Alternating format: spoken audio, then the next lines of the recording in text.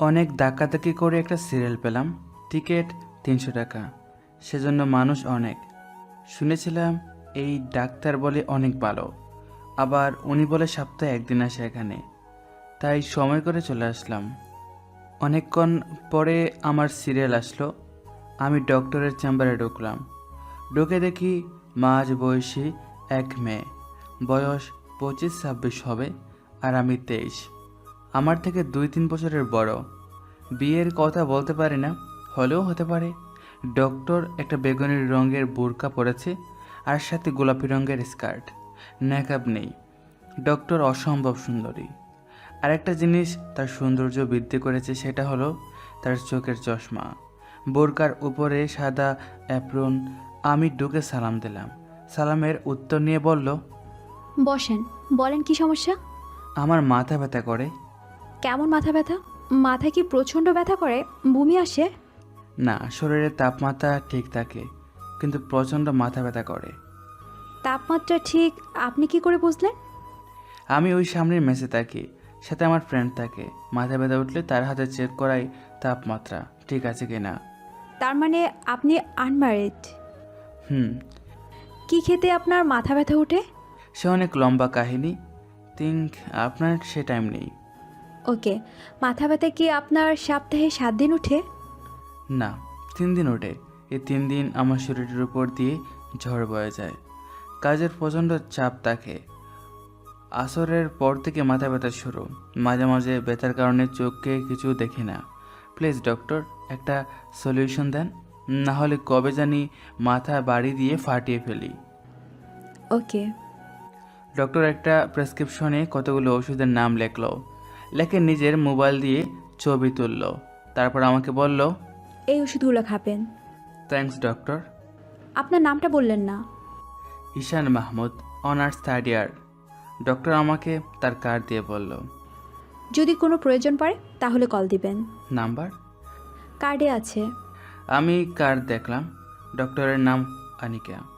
আমার জন্য এই সুবিধা কেন? আমি আপনার ডক্টর, আর আপনি আমার পেশেন্ট। O, by. বাইরে এক ফার্মেসি থেকে ওষুধ নিলাম। রুমে আসলাম, এসে শুয়ে রইলাম। একটু পর একটা কোচিং আছে, সেখানে আমি পড়াই। আমি ঈশান মাহমুদ, বাড়ির নরসিংদী। মেসে থাকি ঢাকায়, পরিবারের বড় ছেলে। সেটাই আমার জন্য কাল হয়ে দাঁড়িয়েছে। আমার ছোট 2টা বোন। 2 বোনের নাম সামিয়া, সুবর্ণা। তাদের বিয়ের বয়স চলে আসতেছে। তাদের বিয়ে দিতে হবে। যেহেতু বড় ছেলে, তাই দায়িত্ব বেশি। বাবা ছোট একটা জুতার দোকান চালায়। আমরা ফ্যামিলিতে 7 জন। আমার দাদা দাদি দুজনেই অচল। সুবিধা একটা, বাড়িটা আমাদের নিজের। একটা জুতার দোকান থেকে 7 জনের খরচ, আবার বোনদের তাদের পড়ালেখার খরচ। তাই আমি উপার্জনের পথ দেখছি। সেটা হলো আমার মেধা দিয়ে 2টা কোচিং করাই, আবার 2টা প্রাইভেট পড়াই, আবার ভার্সিটি থেকে ক্লাস করি। কোচিং সপ্তাহে 3 দিন। এই 3 দিন আমার উপর দিয়ে ঝড় বয়ে যায়। রাতেই শুরু হয় মাথা ব্যথা। কোথায় এক বাপের এক ছেলে সুখে থাকবো, সেখানে আমার উপর সব দায়িত্ব। 2টা কোচিং, আবার নিজের ক্লাস, তারপর প্রাইভেট। এই 3 দিন আমার মাথা ব্যথা করে। আস্তে আস্তে ব্যথা শুরু বাড়তি থাকে। তাই ডক্টরের শরণাপন্ন হলাম। একটু পর কোচিং গেলাম। কোচিং করিয়ে আসতে রাত হলো। সেদিন আর মাথা ব্যথা ওঠে নাই। খাওয়া দাওয়া করে ওষুধ নিলাম হাতে, খাবো বলে। এমন সময় মনে পড়লো, আনিকা ডক্টর কেন আমায় প্রেসক্রিপশনের ছবি তুললো? সবার প্রেসক্রিপশন কিভাবে ছবি তুলে কে জানে। আমি ওষুধ খেয়েই দিলাম এক গম। পরদিন কাজের এত চাপ নেই, তাই এভাবে 1 সপ্তাহ চলে যায়। 2 দিন ওষুধ খেয়ে আর খাই নাই। যেহেতু আর মাথা ব্যথা উঠে নাই, ওষুধ খাওয়া হয় না। আমার শনিবারে কাজের চাপ বেশি। শনিবার আবার মাথা ব্যথা উঠছে। এমন মাথা ব্যথা বলার বাহিরে। তাড়াতাড়ি ওষুধ খেলাম, খেয়ে শুয়ে রইলাম। না, মাথা ব্যথা কমছে না। পাশে থাকা ফাহিমকে বললাম, দোস্ত দেখতো আমার শরীর গরম কিনা। তোর আবার মাথা ব্যথা উঠেছে? তুই না ডাক্তার দেখাইলি? চেক কর। ফাহিম আমার হাত ধরে বলল, তোর শরীর একদম ঠান্ডা। ওকে। ওষুধ খাইছি, দেখি কাজ হয় কিনা। নিজে নিজে মাথা হাতাইয়া আরও 1 ঘন্টা পার করলাম। দোস্ত, মাথায় পানি দিব? আমার তো শরীর গরম না, পানি দিলে কি লাভ হবে? আচ্ছা তাহলে ঘুমানোর চেষ্টা কর। আমার মাথা ব্যথা আর সহ্য হচ্ছে না। আমি ডাক্তারের কার্ড বের করলাম, ফোন দিলাম। কতক্ষণ রিং হলো, একটু পর বলে ব্যস্ত আছে। আমি আরও 2বার দিলাম ব্যস্ত আছে, আরেকবার দিলাম ওয়েটিং আছে। মেজাজটা গরম হয়ে গেল, ব্যথার কারণে ঘুম আসছে না। আমি আরও 20 মিনিট পর ফোন দিলাম, এবার ধরছে। আসসালামু আলাইকুম। ওয়ালাইকুম আসসালাম। জি, কে বলছেন? ঈশান মাহমুদ, আপনার পেশেন্ট। কোন ঈশান মাহমুদ? আমি চিনতে পারলাম না। আরে আপনাকে যে বলছিলাম আমি মেসে থাকি। সরি, চিনতে পারলাম না। আপনার সমস্যাটা কি বলেন? ডক্টর, আপনি আমার প্রেসক্রিপশন লেখে মোবাইল দিয়ে ছবি তুলেছেন। ও হ্যাঁ হ্যাঁ, মনে পড়েছে। ঈশান মাহমুদ, প্রচণ্ড মাথা ব্যথা। হ্যাঁ, এখন প্রচণ্ড মাথা ব্যথা করতেছে। ওষুধ খেয়েছি, কমার কোনো নাম নেই। এক কাজ করেন, আগামীকাল আমার চেম্বারে চলে আসেন। আগামীকাল আসবো নে। এখন একটা ব্যবস্থা করেন। আমি একটা মেডিসিনের নাম বলছি, ওই মেডিসিনটা এনে খান। ওকে। বাই। ফাইমকে দিয়ে পাঠাইলাম বড়ি আনতে, বড়ি আনলে খাইলাম, কে বিছানা শুইলাম। কখন যে ঘুমিয়ে গেলাম বলতে পারলাম না। সকালে ফাহিমের ডাকে আমার ঘুম ভাঙলো। আমি তাকিয়ে দেখি ফাহিম রেডি হচ্ছে কলেজে যেতে। আমি বললাম, এত সকাল সকাল কোথায় যাস? তুই ঘড়ির দিকে তাকা। আমি তাকে দেখি 10টা ছুঁইছে। এতক্ষণ ঘুমাইলাম আজকে? হুম, আমি তো তোর ডাকের আশায় ঘুমাই, তুই তো সকালে আমাকে ডাক দিস। আমি চিন্তা করতে লাগলাম, তাহলে কি গতকাল রাতে ডক্টর আমাকে ঘুমের বড়ি বলেছে খাওয়ার জন্য? যাই হোক, মাথায় এখন অনেক ভালো লাগছে। Thanks doctor.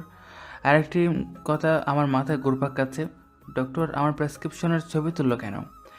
ছবি তোলার কথা শুনে সাথে সাথে আমাকে চিনে ফেলে, এমনকি আমার রোগও বলে দিল। বুঝলাম একজন দায়িত্ববান ডক্টর। আমিও কলেজে যাব, একটু দাঁড়া। একটু পর রেডি হয়ে কলেজে গেলাম। আর এক ক্লাস করে আমি আর ফাহিম ক্যাম্পাসের গাছতলায় এসে বসলাম। বসে দুজনে কথা বলছি, এমন সময় মোবাইলে কল আসলো। দেখি বাড়ি থেকে মা। কেমন আছো বাবা? ভালো মা, তুমি কেমন আছো? আব্বার শরীরটা কেমন আছে? ভালো। শোনো না, সামিয়াকে দেখতে আসছিল, তাদের পছন্দ হয়েছে। ছেলে কি করে? ছেলে ব্যবসা করে। তোমাদের ভালো লেগেছে?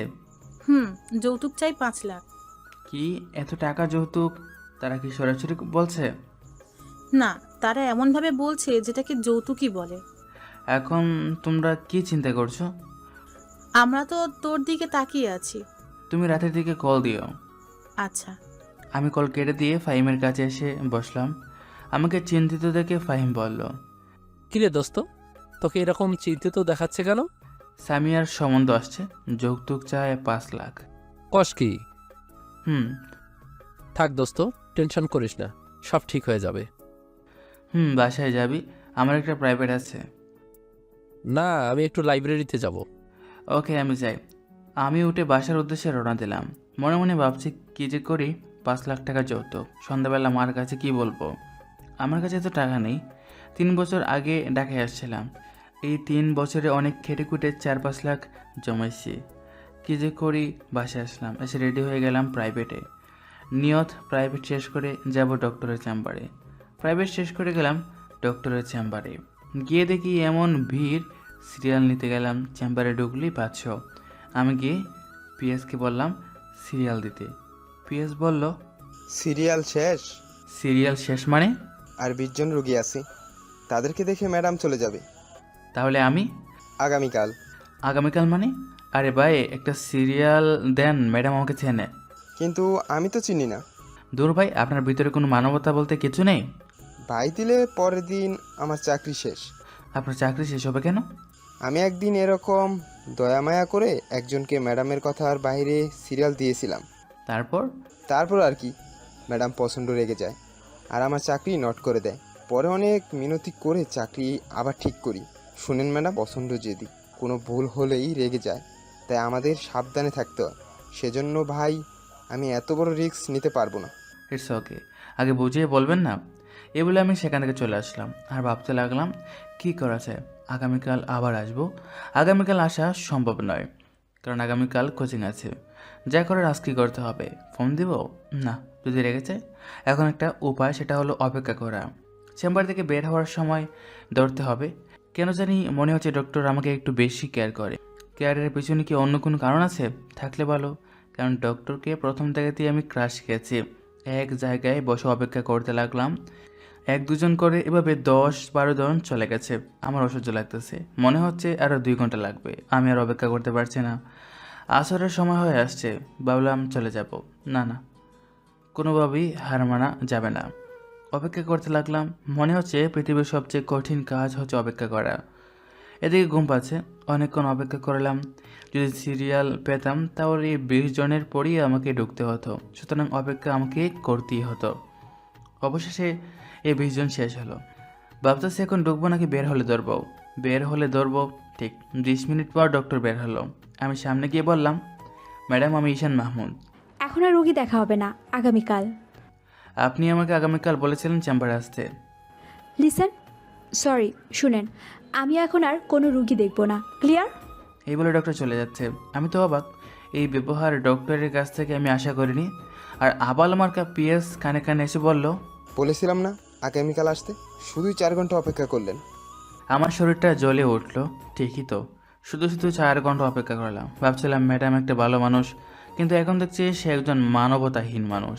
আর বলেও এই ডাক্তারের নাম মুখে আনবো না। যত সব ফালতু ডাক্তার, টাকার জন্য তারা সব করতে পারে। এখন যে চেম্বারে ঢুকলে যে টাকা লাগবে না, অপেক্ষার কথা বাদ দিলাম। দেশে যেমন ডক্টর একটা, এসব ভাবতে ভাবতে হসপিটাল থেকে বের হয়ে বাসায় চলে আসলাম। আসলে ফাহিম বলল, দোস্ত কোথায় ছিলি এতক্ষণ? আর বলিস না, যত সব ফালতু ডাক্তার, মানবতা বলতে কিছু নেই। কেন যে এসব ফালতু ডাক্তার দেশে জন্মায়? কি হয়েছে সেটা বল। আমি ফাহিমকে ডাক্তারের কাছে যাওয়া অপেক্ষা করার শেষে ডক্টরের হৃদয় বিদারক কথাগুলো বললাম। এসব শুনে ফাহিম কতক্ষণ ডক্টরকে বকলো। আমি আর জীবনে এই ডাক্তারের নাম মুখে আনবো না। ঠিক আছে, দেশে কি ডাক্তার একটা নাকি? আমি আর ফাহিম কতক্ষণ বকে শরীরে জিত মিটাইলাম। আসলে আমি একটা বোকা। বোকা না হলে 4 ঘন্টা বৈশা রইলাম। একটু পর বাবার কাছে ফোন দিলাম। কেমন আছো আব্বা? ভালো, তুই কেমন আছো? ভালো। সকালবেলা মার সাথে কথা বলছি। আপনি কি বলেন? আমি তোর মার সাথে একমত। ছেলের বলে কোনো কোম্পানির সাথে শেয়ার আছে। তোর মা আর বোনের বাড়ি দেখেছে, তাদের পছন্দ হয়েছে। আপনি জানেন এখানে খরচ একটু বেশি হয়, আর 5 লাখ টাকা যৌতুক আমাদের জন্য অনেক বেশি হয়ে যায়। কি করণ যাইব? এখন তুই কত দিতে পারবি? আমি 1 লাখ দিতে পারবো। বাকিগুলা? আমি এর চেয়ে বেশি দিতে পারবো না। এতদিনে আমি গাদার মতো খেটে করে যেটুকু জমাইছি সেটুকু দিয়ে দিছি। না পারলে ক্ষেত বিক্রি করে, আর যৌতুক তো পরে দিলেও চলবে। তোর উপর চাপ দিব না, যতটুকু পারিস দে। ওকে, বিয়ের তারিখ ঠিক হয়েছে? না, ঠিক করব। বিয়ের তারিখ ঠিক করে আমাকে জানায়েন। ওকে, রাখি। কল রেখে শুয়ে চিন্তা করতে লাগলাম। যাক, মনটা এখন হালকা লাগছে। একটা উপায় তো বের হলো। বেশি অসুবিধা হলে 1 লাখের জায়গায় 1.5 লাখ দিব নে। এখন আমার প্রয়োজন একটা ঘুম। কিসের ওষুধ খাই তো? ডক্টরের কথা মনে হইলেই গা চলে। আমি দিলাম এক ঘুম। মাত্র চোখটা লাগলো, কে জানি দিল। রিসিভ করলাম, বললাম, আসসালামু আলাইকুম। কে? আগে বলিনি, সরি সরি, আমি ডক্টর আনিকা। কোন ডক্টর আনিকা? আমি কোনো আনিকাকে চিনি না। আমি আপনার ডক্টর। শোনেন, আমি কোনো ডাক্তার দেখাইনি, আর আপনাকে আমি চিনি না। বললাম তো সরি। আমি অবাক, ডক্টর আমাকে ফোন দিয়েছে, আবার আমাকে বলে সরি। ভাবতেও অবাক লাগছে। আচ্ছা, আপনি কি আমাকে চেনেন নাই? না। এত তাড়াতাড়ি ভুলে গেলেন? রাতেই না বললাম আমি ঈশান মাহমুদ, মাথা ব্যথা। খেয়াল করিনি, বুঝিনি তো। একটা না এতক্ষণ রুগী দেখলে মাথা এমনিতে ঠিক থাকে না, আবার সারাদিনের ক্লান্তি। পরে আমি আপনাকে চিনতে পারি। পরে আমার পিএসকে পাঠিয়ে দেখি আপনি চলে গেছেন। এখন কেন ফোন দিলেন? সরি বলতে, কারণ আমি চাই না আমি কারো চোখে খারাপ হয়ে থাকতে। তাহলে চলে আসেন আগামীকাল আমার চেম্বারে। আপনি যদি আজকে আমাকে কল না দিয়ে থাকতেন তাহলে আমার চেহারা আর না দেখতেন। এতক্ষণ আপনি আমার কাছে একজন বেড গার্ল এবং একজন বেড ডক্টর ছিলেন। আর এখন একজন গুড ডক্টর এবং গুড গার্লফ্রেন্ড এবং নাইস লেডি। থ্যাঙ্কস, অনেক অনেক থ্যাঙ্কস। ওয়েলকাম। আগামীকাল আসবেন তো? দেখি আগামীকাল কাজের চাপ অনেক বেশি। বলেন আসবেন, আমি ওয়েট করব। ওকে, আসবো। কয়টায় আসবো? 5টার দিকে। সন্ধ্যার সময় আপনি না চলেছেন? আগামীকাল একটা মিটিং আছে। ওকে, বাই। এই বলে ফোন কেটে দিলাম। আর দিলাম এক ঘুম। সকালে ঘুম থেকে উঠে কোচিংয়ে গেলাম। কোচিং শেষে গেলাম কলেজে। এভাবে সারাদিন কাজের চাপ শেষ। 5টার দিকে বাসায় এসে বিছানায় শরীরটা লাগালাম। খেতে ভালো লাগছে, মাথা ধরে আসছে, মন চাচ্ছে ঘুমাইতে, কিন্তু না, ডক্টরের কাছে যেতে হবে। উঠে গোসল করলাম, করে রেডি হয়ে চলে গেলাম ডক্টরের চেম্বারে। দরজার সামনে কোনো মানুষ নেই, আমি গেট ঠোকা দিলাম। ভিতর থেকে বলল, আসেন। আমি ভিতরে ঢুকে সালাম দিলাম। ও ওয়ালাইকুম আসসালাম।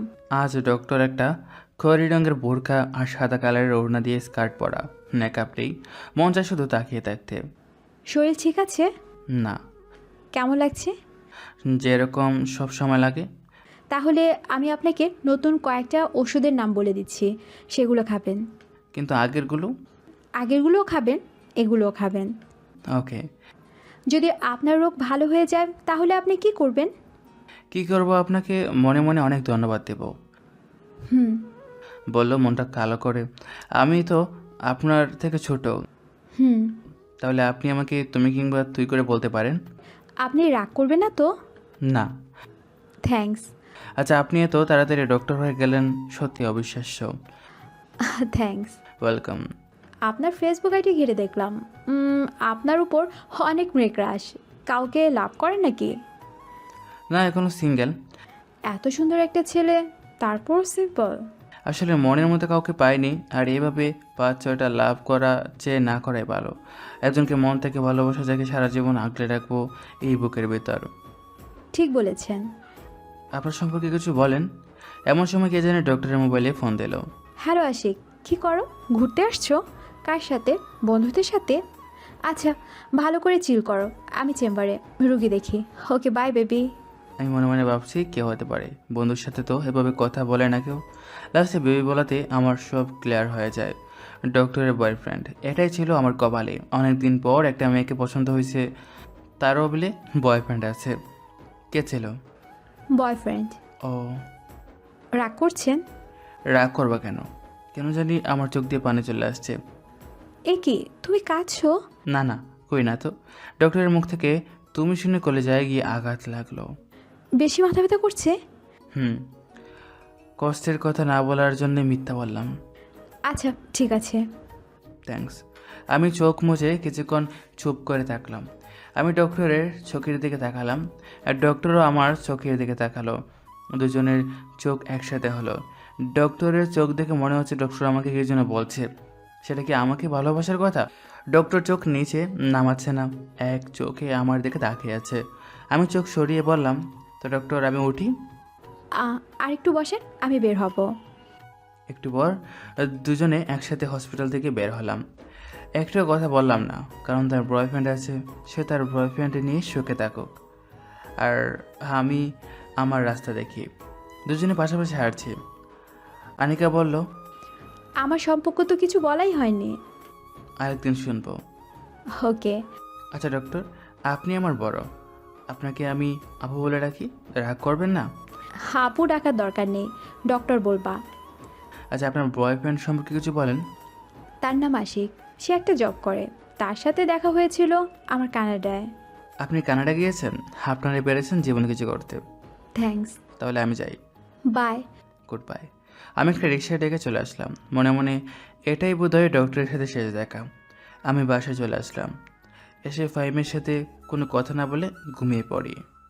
আনিকা এরকম বিব্রতিকর অবস্থায় আগে কখনো পড়েনি। ঈশান যে কেঁদে দেবে কে জানতো। আসলে আনিকার ঈশানকে প্রথম দেখাতে ভালো লেগেছে, কিন্তু আনিকার তো একটা বয়ফ্রেন্ড আছে। এই কথাটা আনিকা ঈশানকে কয়েকদিন পরে বলতোই।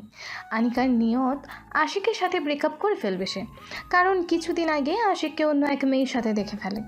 আর কিছুদিন ধরে আশিক আনিকাকে বেশি কেয়ার করে না, তার কারণ আশিক হয়তো আনিকার চেয়ে ভালো কাউকে পেয়ে গেছে। আনিকা বাসায় আসে। আনিকারা দুই বোন।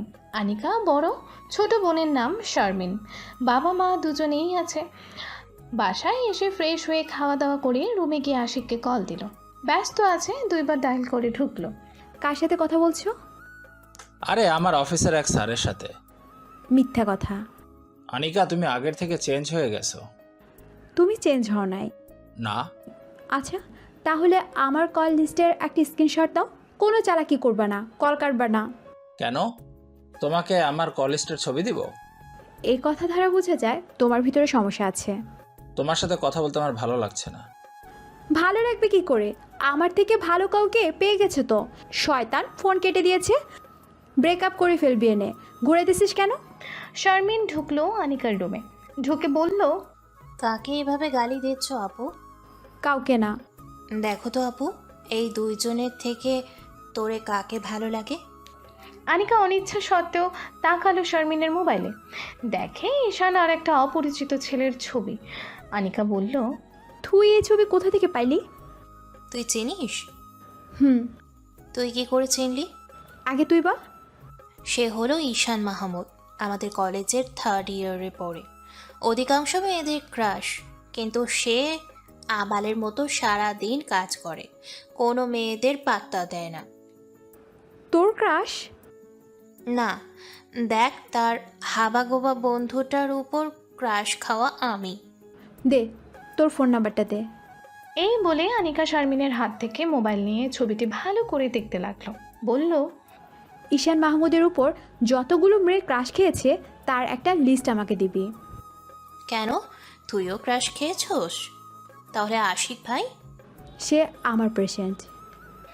অনিচ্ছাকৃতভাবে আনিকা শারমিনের মোবাইলের ছবিগুলো দেখতেছে। একটা ছবির ওপর আনিকার চোখ আটকে যায়। বলল, এই ছবির মধ্যে এটাকে? তুই দেখে ফেলছোত?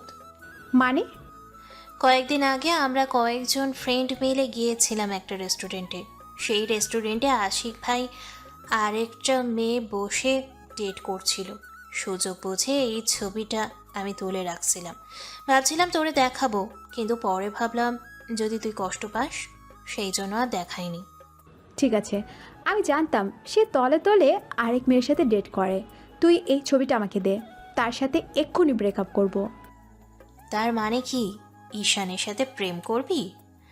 চুপ বেয়াদব, গিয়ে পড়তে বস। উপকার করলেও দোষ? এই বলে শারমিন চলে গেল। আনিকা ছবিটা আশিকের কাছে টেক্সট করলো, তারপর ফোন দিল। মেয়েটাকে? কে এটা আমি জানি না। তোরে আমি কত ভালোবাসতাম, আর তুই কি না আমার এই ভালোবাসার এই ফল দিলি? আরে তুই তো একটা বুড়ো বেটি, আর তুই আমারে টাইম দেস? তুই তো থাকস তোর কাজ নিয়ে। আর ছবির মধ্যে যে মেয়েটা দেখছস, জানোস তার বয়স কত? 19, মাত্র 19। তোর মতো বুড়ো না। আনিকা আশিকের মুখ থেকে এসব কথা শুনেই অবাক হয়ে যায় আর কাঁদতে থাকে। তুই ঠিকই বলছস, আমি বুড়ি। যা, তোর সাথে ব্রেকআপ। তুই এই শাস্তি একদিন না একদিন পাবি। এই বলে ফোন কেটে দেয় আর কাঁদতে সারা রাত কাটিয়ে দেয়। আমি সকালে ঘুম থেকে উঠে আমি আমার জীবন যুদ্ধে লেগে গেলাম। আমার খালি ডক্টরের কথা মনে পড়ে। পরক্ষণে এবার মনে পড়ে, আরে ডক্টরের না বয়ফ্রেন্ড আছে। এভাবে একটা সপ্তাহ চলে যায়। ডক্টরের ওষুধগুলো নিয়মমাফিক খাওয়ার ফলে আর মাথা ব্যথা উঠে নাই। আমি বোধহয় ডক্টরের কথা জীবনও বলতে পারবো না। বাইরে থেকে ফোন আসলো, সামিয়ার বিয়ের তারিখ ঠিক হয়েছে, আর 1 সপ্তাহ পর বিয়ে। আমি ফাহিমকে নিয়ে চলে গেলাম বাড়িতে। বিয়ে শেষ করে ঢাকায় আসতে 15 দিন লাগছে। ফাহিম আগেই চলে এসেছে। পরে শেষমেশ আমার কাছ থেকে 1.5 লাখ টাকা দিতে হলো। যৌতুক পুরোটা দেওয়া হয় নাই জানি, পরে আমাকে দিতে হবে। আমার সামনে পরীক্ষা আসতেছে, সকল কিছু ঠিক রেখে পরীক্ষার পড়া পড়তে হবে। আমি ছাত্র হিসেবে এত খারাপ না। পরীক্ষা দিলাম, পরীক্ষা খুব ভালো হলো, রেজাল্ট ভালো আসলো। এখন একটা কোচিং, একটা প্রাইভেট পড়ায়। একটা প্রাইভেট ফাহিমকে দেই। আমার রেজাল্ট ভালো দেখে ফার্স্ট ইয়ারের কয়েকটা ছেলে মেয়ে এসে বললো প্রাইভেট পড়াইতে। আমি অনেক না করি, কিন্তু কে শুনে কার কথা। শেষ পর্যন্ত আমি রাজি হলাম। পরদিন থেকে তাদের কোচিং করায়। এভাবে 2 মাসের মতো চলে যায়। মাথা ব্যথা যেহেতু ওঠেই না, ওষুধ খাওয়া আরও আগে ছেড়ে দিয়েছি। ওষুধ দেখলে ডক্টরের কথা মনে পড়ে, ওষুধও দেখা হয় না। আর আনিকার কথাও মনে পড়ে না। ফার্স্ট ইয়ারে যে বেস্টে আমি পড়াই, সেখানে একটা মেয়ে আমাকে কী জন্য বলবে। আমি পড়া ছাড়া অন্য কোনো টপিক নিয়ে কথা বলি না, সেরকম কোনো চান্স নেই। একদিন তাদের পড়িয়ে চলে যাচ্ছে, এমন সময় ওই ব্যাচের সবচেয়ে সুন্দরী মেয়েটা আমাকে ডাক দিল। আমি কয়েকদিন ধরে লক্ষ্য করছি মেয়েটা চেহারাটার সাথে ডক্টরের আনিকার মিল আছে। তাহলে কি সে কি ডক্টরের ছোট বোন? কাছে আসলে বললাম, কি বলবা বলো? কিছু না। মেয়েটার নাম শারমিন। তাহলে ডাক দিছো কেন? আমি গেলাম। প্লিজ যাবে না, আপনার বন্ধু ফাহিম। ফাহিমকে কি করছে? আমি বুঝতে পারছি শারমিন অনেক ভয় পাইছে। তার নাম্বারটা একটু দেবেন? আমি কেন দিতে যাব তার নাম্বার? প্লিজ দেন না, প্লিজ প্লিজ। নাম্বার নিয়ে কি করবা? সেটাও বলতে হবে? হুম, তাহলে কল দিয়ে বলবো তাকে আমি। ভালোবাসি, তাই না? হুম। বলল লজ্জা মিশ্রিত কণ্ঠে। দেখো, আমি তোমাকে একটা কথা বলি, এসব প্রেম ভালোবাসা বাদ দিয়ে পড়ালেখায় মনোযোগ দাও। দিবে না আগেই বলতেন, কেন এতক্ষণ ঘোরালেন? ধুর, আমি গেলাম। এই বলে চলে যাচ্ছে। আমি কী জন্য ভেবে আবার শারমিনকে ডাক দিলাম। আসলে বললাম, তোমরা কয় ভাই বোন? শারমিনের মুখে বাঁকা হাসি ফুটে উঠল। বলল, দেখছেন মানুষকে কিভাবে প্রয়োজন পড়ে? দেখছি। এখন বলো, তোমরা কয় ভাই বোন? আপনার সব প্রশ্নের উত্তর দিব, আগে আমাকে ফাহিমের নাম্বার দিয়ে দেন। আমি ভাবছি নাম্বার দিব নাকি দেবো না। ফাহিম বেচারা একবার ছেঁকা খেয়ে আর প্রেমের নাম নেয় নাই। আর শারমিন তো অনেক সুন্দরী, দিয়ে দিই নাম্বার। উঠান। Thank you. একটা হাসি দিয়ে পড়লো। নাম্বার উঠাইলে আমি বললাম, এবার আমার প্রশ্নের উত্তর দাও। কি? কতবার বলবো তোমরা কয় ভাই বোন? আসতে বলেন, না হলে কিন্তু চলে যাব। ওকে, বলেন। কি মেয়ের পাল্লায় পড়লাম রে বাবা? আমরা 2 বোন, ভাই নাই। বোন কি তোমার বড়? হুম। কি করে? আমি এত প্রশ্নের উত্তর দিতে পারবো না, গেলাম। কোথায় যাও? বলে যাও। বলতে পারবো না। তোমাকে ভুল নাম্বার দিয়েছি। কথাটা বললাম সম্পূর্ণ অনুমানে, কারণ এই সময় ফাহিম ঘুমায়। আর সে ঘুমানোর সময় মোবাইল বালিশের নিচে ফেলে ঘুমায়। তার মানে নেটওয়ার্ক নেই। চালাক মেয়ে, কল দিয়েও ফেলেছে। যেটা ভাবছিলাম সেটাই, কোনো রেসপন্স নেই। এসে বলল, আমার বড় বোন ডাক্তারি করে। কোন হসপিটালে? শারমিন হসপিটালের নাম বললে। আমার চিনতে কষ্ট হয় নাই, এটা যে আনিকার ছোট বোন। এবার সঠিক নাম্বারটা দেন। এটাই সঠিক নাম্বার, আবার চেষ্টা করো। শারমিন আবার চেষ্টা করে, আবার কল ঢোকে। ওপর থেকে বলল, আসসালামু আলাইকুম। কে? শারমিন কথা বলতে বলতে চলে গেল। আমার চোখটা গাছ তলায় যায়, দেখে 3টা ছেলে আমার দিকে আঙ্গুল দেখিয়ে কে জন্য দেখাচ্ছে। ছেলে 3টা সেকেন্ড ইয়ারে পড়ে। ক্যাম্পাসের মধ্যে ফার্স্ট নতুন ইয়ারের ছাত্রছাত্রীদের সাথে রেগিং করে। আমার সাথে তেমন চান্স নেই, জানে চর তাপ্পর গালে পড়বে। যাই হোক, তাদের চাওয়া আমার কাছে সুবিধার লাগলো না। কিছু একটা হতে পারে, সাবধান থাকতে হবে। আমার বাসা যেতে রাত হয়ে যায়। বাসার পেছন দিয়ে একটা গলি আছে, ওই গলি আমরা চলাফেরা করি। এই গলিতে তেমন মানুষ থাকে না সন্ধ্যার পর। আমি মাত্র গলিতে ঢুকলাম, দেখি আমার পিছনে আরও 2 জন গলিতে ঢুকছে। তাদের দিকে চোখ যায়। আমার চিনতে কষ্ট হলো না, গাছতলায় বসা 3 জনের মধ্যে 2 জন। তারা আমার থেকে অনেকখানি দূরে। আমি ভাবলাম কোনো একটা ঝামেলা হতে পারে। আমি আমার হাঁটার গতি বাড়িয়ে দিলাম, আর একটু সামনে এগিয়ে দেখি বাকি আরেকজন। আমি বুঝতে কষ্ট হলো না, এটা একটা ফাঁদ। আমি হাঁটার মধ্যে মোবাইল বের করে ফাহিমকে মেসেজ করলাম, যত তাড়াতাড়ি সম্ভব বাসার পেছনের গলিটায় আস, সমস্যায় পড়েছি। মেসেজটা করে সবুজ বালকের মতো আমি হেঁটে চলে যাচ্ছি। এমন ভাব ধরলাম যেন আমি তাদের দেখিনি। ভাব ধরাটা বেশিক্ষণ টেকেনি। পেছন থেকে ডাক আসলো, এই দাঁড়া, তোর সাথে কথা আছে। আমি না শোনার বান করে হেঁটে চলে যাচ্ছি। ওই তোরে বলছি না দাঁড়াইতে। আমি এবারও না শোনার ভান করে হেঁটে চলেছি। এবার সামনের জন আমার পথ আটকালো, বলল, তোরে ডাকছে, শুনছ না? কি বলবি বল। ডাক দিচ্ছি, শোনস না কেন? প্রয়োজন মনে করেনি। কি বলবি বল, আমি চলে যাচ্ছি। তোর যাইতে দেরি আছে, তোর সাথে আমাদের অনেক বোঝাপড়া আছে। আমি তোদের কোনো সমস্যা করেছি? ক্যাম্পাসের সব সুন্দরী মেয়েরা তোর পেছনে ছুটে। আজ তোর এমন অবস্থা করব যাতে কোনো মেয়ে তোর দিকে তাকাতেই লজ্জা পায়। তোর শর্মিনের সাথে কি? সকালে তার সাথে হাসাহাসি করে কি কথা বলছ? একটা কথা বলে যাস না, আমি কিন্তু তোদের বড়। এখন চুপচাপ চলে যা, কোনো সমস্যা হবে না। পরে কিন্তু তোদের খবর আছে। তোরে এমন মার মারবো যাতে তুই কোনো কথা বলতে না পারিস। তুই কি শর্মিনকে পটিয়ে ফেলছস, নাকি তোর সাথে রুম ডেটের অফার দিছস? তুই তো রুম ডেট করতে পারবি না। আমাদের ঠিকানাটা বল, আমরা চলে যাবো নে। এই বলে তারা হাসতে লাগলো। আমার মাথায় রক্ত উঠে যাচ্ছে। 3 জনের সাথে একা পারবো না। ফাহিম এখনও দেরি করছে কেন? মেসেজ দেখলে তাড়াতাড়ি আসার কথা। দেখে তারা 3 জন থেকে একজনের প্যান্টের বেল্ট খুলছে, আর একজন একটা ছুরি বের করছে। তারা আমাকে 3 দিক দিয়ে ঘিরে ধরেছে, তাই দৌড় দেওয়ার কোনো চান্স পাওয়া যাচ্ছে না। আমি ভাবলাম দাঁড়িয়ে থেকে লাভ নেই, মার শুরু করে দেই। আমাকে টিকে থাকতে হবে যতক্ষণ পর্যন্ত ফাহিম না আসে। আমি ছুরিওয়ালা ছেলেটাকে কানের নিচে নরম জায়গায় শরীরে যত শক্তি আছে তত শক্তি দিয়ে আঘাত করলাম। তারাও তো আমার কাছ থেকে এমন আঘাত আসবে কল্পনা করতে পারেনি, তাই প্রতিরক্ষা করার কোনো সুযোগই পাইনি। যে জায়গায় আঘাত করেছি ঠিক সে জায়গায় গিয়ে লাগলো। ছেলেটা ওমাগো বলে এক চিৎকার দিয়ে নিচে পড়ে গেল। বাকি দুজন ততক্ষণে নিজেকে সতর্ক করে ফেলেছে আর তাদের চোখে মুখে জ্বলে উঠেছে প্রতিশোধের আগুন। হাতে বেল্টওয়ালা ছেলেটা আমাকে বেল্ট দিয়ে মাথায় আঘাত করার চেষ্টা করলো। আমিও যেহেতু সতর্ক ছিলাম তার সাথে সাথেই মাথা নুয়ে ফেলি। আমার মাথার উপর দিয়ে চলে যায় বেল্ট। সে আবার নতুন করে আঘাত হানতে কিছুটা সময় লেগেছিল। এই ফাঁকে আমি তার গাড়ির সজোরে আঘাত হানলাম সব শক্তি দিয়ে। মায়ের ঠাল সামলাতে না পেরে সেও চিৎকার দিয়ে নিচে পড়ে গেল। এই ফাঁকে তৃতীয়জন সুযোগ পেয়ে গিয়েছিল। তৃতীয়জন আমার কোমরে দিল এক লাথি। আমি ঠাল সামলাতে না পেরে নিচে গিয়ে পড়লাম।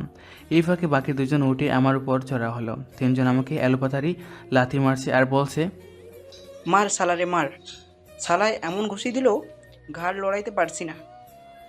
কথা বলছে আর মারছে। আমি হাত দিয়ে প্রতিরক্ষা করছি। আমার নাক দিয়ে ব্লিডিং হচ্ছে, মুখে কয়েক জায়গা কেটে গেছে, অনবরত রক্ত পড়ছে। এমন সময় ফাহিমের কণ্ঠ কানে আসলো, এই মাদার চুত, এই খানকির ফোলা, দাঁড়া, সাহস থাকলে দাঁড়া। ফাহিমের হাতে একটা লাঠি, এই লাঠি থেকে ওরা তিনজন দৌড়। আর ফাহিমের দৌড় দেখে ফাহিম যেভাবে দৌড়ে আসছে যে কেউ দেখলে ভয় পেয়ে যাবে। আমার কাছে এসে বলল, সরি দোস্ত, দেরি হয়ে গেছে। ওকে ওকে। আমি ওয়াশরুমে ছিলাম, বের হয়ে দেখি তোর মেসেজ দেখার সাথে সাথে আমি চলে আসি। আমি তোরা কিছু বলছি? দেখ আমার অনেক ব্লিডিং হচ্ছে, আমাকে কোনো ডক্টরের কাছে নিয়ে যা। আমি তোরে ধরছি। ফাহিম আমাকে ধরে গলি থেকে বের করে রাস্তায় নিয়ে আসে। একটা গাড়ি ডাক দেয়। আমি গাড়িতে উঠি। আমার নাক দিয়ে রক্ত বের হচ্ছে, মুখের কয়েক জায়গায় কেটে গেছে, পিঠে একটু বেশি ব্যথা করছে। হাত দিয়ে দেখি অনেক রক্ত। বুঝলাম ছুরি দিয়ে আঘাত করেছে, অনেক ব্লিডিং হচ্ছে, তাই আমি জ্ঞান হারাই। আনিকা আশিকের সাথে ব্রেকআপ করার পর একা হয়ে গেছে। প্রতি রাতে কেন জানি ঈশানের কথা মনে পড়ে। চেম্বারে ঈশান আর আসে না, কারণ হয়তো ঈশানের রোগ ভালো হয়ে গেছে। আনিকা কোনোভাবেই ঈশানকে ভুলতে পারছে না। আনিকার খালি ঈশানের কান্নার কথাটা মনে পড়ে আর ফুপিয়ে কেঁদে ওঠে। সব সময় আনিকা নিজেকে এই বলে সান্ত্বনা দেয়, ঈশান তুই তো আমারে ভালোবাসতি, আমি জানি তুই একদিন আসবে। আসলে যে ঈশানকে কি করবে আনিকা, সেটা আনিকাই জানে। এইভাবে আনিকার 2 মাস চলে যায়, ঈশানের কোনো দেখা নাই। বাড়ি থেকে বিয়ের কথা বলছে, ভালো এক সম্বন্ধ আসছে, বলেছে বিয়ে করার জন্য। আনিকা এই বাহানা সেই বাহানা দিয়ে দেরি করছে। শেষমেশ আনিকা নিজেই সিদ্ধান্ত নিল নিজেই ঈশানের সাথে দেখা করবে আর নিজের ভালোবাসার কথা বলবে। ওই দিন রাতে আনিকার রুমে শারমিন এসে নাচতে থাকে খুশিতে। এদিকে আনিকা টেনশনে বাঁচে না আর নিজের বোন কিনা নাচে, দিল এক ধমক। শারমিনের মুখটা কালো হয়ে যায়। ধমকের কারণে শারমিন কেঁদে দেয়। কাঁদতে কাঁদতে চলে যাচ্ছে আর বলতে লাগলো, আপু তুই না অনেক খারাপ। আমি টেনশনে পাচ্ছি না, আব্বা আম্মা বিয়ের চাপ দিচ্ছে আর তুই কিনা খুশিতে নাচছস। যা, তোর সাথে আমি আর কথা বলবো না। ব্যাপারটা ছিল ঈশানকে নিয়ে। এই বলে শারমিন সেখান থেকে চলে আসলো। আনিকা ঈশানের নাম শুনে আটকে যায়। ঈশানের ব্যাপারে কি বলবে শারমিন? পরক্ষণেই মনে পড়ল, আরে ঈশান আর শারমিন তো একই কলেজে পড়ে, নিশ্চয়ই কিছু একটা হয়েছে। শারমিন যেহেতু খুশিতে নাচে তাহলে নিশ্চয়ই ভালো খবর। এইসব চিন্তা করে শারমিনকে ডাক দিল, 5-6টা ডাক দিল, শোনেনি। তার মানে অনেক রাগ করছে। আনিকা জানে শারমিনের রাগ ভাঙানো এত সহজ না। আনিকা ভাবতে লাগলো কি করে রাগ ভাঙানো যায়। এখন একটাই উপায়, তার পছন্দের খাবার বানানো। আনিকার যতটুকু মনে পড়ে শারমিনের পছন্দের খাবার হলো পিৎজা। কিছু করার নেই, পিৎজার অর্ডার দিয়ে দিল। পিৎজা আসলে পিৎজা নিয়ে আনিকা শারমিনের রুমে গেল। গিয়ে দেখে শারমিন শুয়ে আছে। আনিকা গিয়ে শারমিনের সাথে মজা শুরু করলো। হলে আমার গুলুমুলু আপুটা রাগ করেছে। কোথায় রাগ করেছে, গালে নাকি মুখে? দেখ তোর জন্য কি আনছি। যা, তোর সাথে কোনো কথা নেই। ওকে, তাহলে পিৎজাটা আমি একা খাই। কি তুই পিৎজা আনছোস? শোয়া থেকে উঠে বসলো। দে আপু দে। তোর রাগ ভেঙেছে? তারপর 2 বোন মিলে পিৎজা খেতে লাগলো। আনিকা জিজ্ঞেস করলো, ঈশানের ব্যাপারে কি যেন বলছিলি? আমি জানি তুই এই প্রশ্নটা করবি, কারণ তুই আরও আগেই ঈশানের উপর ক্রাশ খাইছোস। খাইছি, এখন বল। শারমিন ঈশানের কাছে প্রাইভেট পড়া সকালের সব কথা আনিকাকে বলল। এক পর্যায়ে আনিকার মুখ উজ্জ্বল হয়ে যায়, কারণ ঈশান কারো প্রেমে পড়ে নাই। আর শারমিনের বোনের সম্পর্কে অনেক কিছু জিজ্ঞেস করায় বুঝতে পারলো এখনও আনিকাকে ভালোবাসে। তার মানে ঈশানের কাছে গেলে হতাশ হবে না। খুশিতে আনিকা শারমিনকে নিয়ে নাচতে থাকে। আনিকা ফাহিমের কথা শুনে বলল, আগে পড়াশোনায় মনোযোগ দে, প্রেম ভালোবাসা পরেও করতে পারবি। ধুর আপু, তুই আর ঈশান ভাই সম্পূর্ণ এক। এক হলে ভালো। এই বলে নাচতেই আনিকা নিজের রুমে চলে গেল, গিয়ে শুয়ে ঘুমিয়ে পড়ল। শারমিন ভাবছে সে প্রেম করলে তুই জানবি কোথা থেকে। শারমিনও ঘুমিয়ে পড়ল। আমি চোখ খুলে দেখি হাসপাতালে বিছানায় শুয়ে আছে। চোখ খুলে ফাহিম কাছে আসলো, বলল, কেমন লাগছে? ভালো। এখন বল, কে কে তোরে মারছে? না জানি না, তবে কলেজের সেকেন্ড ইয়ারে পড়ে। সেকেন্ড ইয়ারের ছেলেরা তোরে মারছে? হুম। তুই কিছু করেছিস? না, তোর জন্যই তো আমি মাইর খেলাম। আমার জন্য মানে? তোর উপর ক্রাশ খাওয়া মেয়েটা শারমিন, তার জন্য। ওই যে শারমিন সকালে যে ফোন দিয়েছিল? তার সাথে কথা বলতে দেখে শালার পুজারে আসছে আমাকে মারতে। তুই কোনো টেনশন করিস না, শারমিনকেও দেখে নিব, ওই শালাগরে দেখে নিব। এক নার্স এসে বলল, আপনাদের বেড ছেড়ে দিতে হবে, কেন? কারণ এখানে অন্য রোগী আসবে। কেন? আমরা তো সিটের ভাড়া দিব। তাহলে উপরতলা উন্নত মানের বেডে যান, একদিনের ভাড়া 10,000 টাকা। মানে কিছু না, আপনাদের এই বেড ছেড়ে দিতে হবে। ওকে ফাহিম, আমি ঠিক আছে, ছেড়ে দিচ্ছি। আপনার ব্যবহার ভালো লাগলো না। কি কারণে যত সব ফালতু, কোথা থেকে যে আসে এগুলো হসপিটালে, ছোট লোকের বাচ্চা। ফাহিমের এমন মাথা গরম, একে আমাকে মারছে, তারপর এই নার্সের এসব কথা শুনে রাগ করেছে। ফাহিম কোনো চিন্তা না করে গেছে চড় দিতে। আমার এক হাত খালি আসছিল, সাথে সাথে ধরে ফাহিমকে বাইরে নিয়ে আসি। বললাম, এই নার্সকে পরে দেখে নেব। তুই আমার ধরলি কেন? চর দিয়ে সবগুলো দাঁত ফেলে দিতাম। দেখ বিল কত হয়েছে, আমি এখানে বসি। এতক্ষণ আমার হসপিটালটা ভালো করে দেখা হয়নি। হসপিটালের এদিক ওদিক তাকিয়ে আমার চোখ বড় হয়ে যায়। আর এত আনিকা যে হসপিটালে কাজ করে, এটাই তো সেই হসপিটাল। এই করিডোর পার হলেই তো আনিকা বসে চেম্বারে। এত কাছে বসে আছে আমার ভালোবাসা। মন চাচ্ছে উড়াল দিয়ে চলে যেতাম তার কাছে, কিন্তু গেলে কি লাভ হবে? তার তো বালের বয়ফ্রেন্ড আছে। আচ্ছা, গেলে তো অসুবিধা নেই। কেন জানি মন যাচ্ছে আনিকাকে এক নজর দেখতে, সম্ভবত ভালোবাসি সে কারণে। ফাহিম এসে বলল, দোস্ত বিল 10,000 টাকা। এত টাকা কি করলো? একটু পিঠে সেলাই করলো আর মুখে ওয়াশ করে ব্যান্ডেজ বেঁধে দিল। সামান্য কাজে এত টাকা কি করে হয়? আমি একই প্রশ্ন করেছিলাম, তারা বলে যে ইঞ্জেকশন দিয়েছে সেগুলো অনেক দামি। ঠিক আছে, দেখি কি করা যায়। তুই এক কাজ কর, যে নার্স আমাদের সাথে খারাপ ব্যবহার করেছে তার নামটা জেনে আয়। তুই দাঁড়া। একটু পর এসে বলল, তানহা, নার্সের নাম তানহা। তানহা নামটা সুন্দর, কিন্তু একটা ডাইনি। আমি এক জায়গায় যাব, তুই আমাকে হেল্প কর। কোথায় যাবি? আমাকে ধর, তোকে বলি। আমি যে মাথা ব্যথার জন্য ডক্টর দেখাচ্ছিলাম, সে ডক্টরের চেম্বার একটু সামনে, তার কাছে যাচ্ছি। কিন্তু তার কাছে গিয়ে কি লাভ হবে? জানি কোনো লাভ হবে না। আর এই ডক্টরকে আমি 2 মাস আগে ভালোবেসেছিলাম। এত কাছে যেহেতু, তাই এক নজরে দেখা যায়। ওকে, যা। আর শোন, এই ডক্টরের বোনের নাম শারমিন। কি কস? এই দেখ ডক্টরের চেম্বার, আমি যাই। কতক্ষণ লাগবে? জানি না। এই বলে আমি আনিকার চেম্বারের সামনে চলে আসি। আর ওর পিএস এসে বলল, এখন কোনো রুগী দেখা হবে না। ম্যাডামকে বলুন ঈশান মাহমুদ আসছে। পিএস ভিতরে চলে যায়। একটু পর ফিরে এসে বলল ভিতরে যেতে। আমি ভিতরে ঢুকলাম, দেখি ডক্টর উল্টো দিকে চেয়ার গুড়িয়ে বসে আছে। আমাকে মুখ দেখাবেন না? যেটার জন্য এত কষ্ট করে আমি এখানে আসলাম, দেখাবেন না তাহলে ভিতরে আসতে বললেন কেন? আমি চলে যাচ্ছি। এই বলে বসা থেকে উঠলাম, দেখি ডক্টর তার চশমাটা রেখে সোজা হেঁটে আমার কাছে চলে আসে। এসে কোনো কথা না বলে আমার মাথা ধরে সোজা তার নরম গোলাপি টুটটা আমার টুটে লাগিয়ে দেয়। আমি এর জন্য প্রস্তুত ছিলাম না। 30 সেকেন্ড পর ছেড়ে দিল। সে চোখ বন্ধ করে রাখছে। এটা কী ছিল জানি না। এবার আমি তার পেছনে কোমরে হাত রেখে টান দিয়ে আমার একেবারে কাছে এনে আমি নতুন করে আমার টুট তার টুটে লাগিয়ে দিই। এবার আমরা দুজন একে অন্যের টুটের স্বাদ উপভোগ করলাম টানা 2 মিনিট। আমি আস্তে আস্তে তার কোমর ছেড়ে দিই। ডক্টর আস্তে আস্তে নর্মাল হয়। আমার কাছ থেকে একটু সরে চোখ খোলে, একটু মুচকি হাসি দেয়। এত ভালোবাসা, এত আকাঙ্ক্ষা, এসব এতদিন কোথায় রেখেছিলাম? জানি না। আমি আস্তে আস্তে ছেড়ে বসি। ডক্টর এখন পুরো শরীরে তাকায়, তাকে অবাক হয়ে যায়, বলে, এইসব কি? তোমার শরীরে কি করে হয়েছে এগুলো? এত উত্তেজিত হওয়ার কোনো কারণ নেই, আমি ঠিক আছি। কোথায় তুমি ঠিক? পিঠে ব্যান্ডেজ, মাথায় ব্যান্ডেজ করা। আনিকা উঠে এসে আমার শরীর দেখতে লাগলো, দেখে বলল, তোমাকে মনে হয় 3-4 জন মিলে গণধোলাই দিছে। কি করে হলো সব খুলে বলো। আমি আনিকাকে রাতের ঘটনা, হাসপাতালে আসা এবং সবশেষ নার্সের কথাটা বললাম। নার্সের কথা শুনে আনিকা রেখে যায়, বলে, তুমি একটু বসো, আমি সব ঠিক করে দিয়ে আসি। আমি কিছুক্ষণ বসে রইলাম। একটু পর আনিকা এসে বলল, সব ঠিক আছে, তোমাকে কিছু ওষুধ লিখে দিচ্ছি, সেগুলো খাবা, আর পুরো 2 সপ্তাহ রেস্টে থাকবা। এতদিন রেস্টে থাকতে পারবো না। কেন?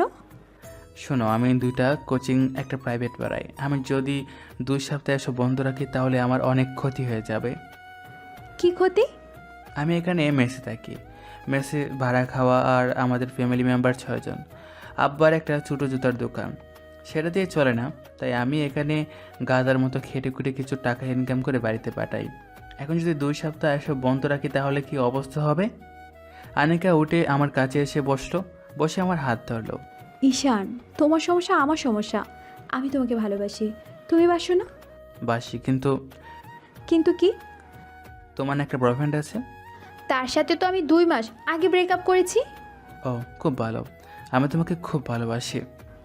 আমি জানতাম তুমি আমাকে অনেক ভালোবাসো। হুম। তুমি কোনো টেনশন করো না, তুমি 2 সপ্তাহ রেস্ট নাও, দেখবে সব ঠিক হয়ে যাবে। তুমি বলছো? আচ্ছা, তুমি তো বললা তোমাকে 3 জন মারলো, কেন মারলো সেটা বললা না? তোমার বোন শারমিনের কারণে। অবশ্য তার এখানে কোনো দোষ নেই। তার সাথে সকালে কথা বলছিলাম, সেটা 3 জনের চোখে ভালো লাগেনি। শারমিন এখানে জড়িত আছে, তার খবর আছে। তাকে ফোন দিবা না, তার এখানে কোনো দোষ নেই। ওকে, তোমার মোবাইলটা দাও। গতকাল রাতে ভেঙে গেছে। এখন কি করবা? ফাহিমকে দিয়ে নতুন মোবাইল কিনবো। জানো আমার এখন কি মন চাচ্ছে? কি মন চাচ্ছে? এখানে তোমার সাথে বসে সারাদিন কথা বলতে। আমারও মন চাচ্ছে। চলো তোমাকে বাসায় নিয়ে আসি। তুমি যাবা? চলো তাহলে। আর শোনো, তোমার আর আমার কোনো বিল দিতে হবে না।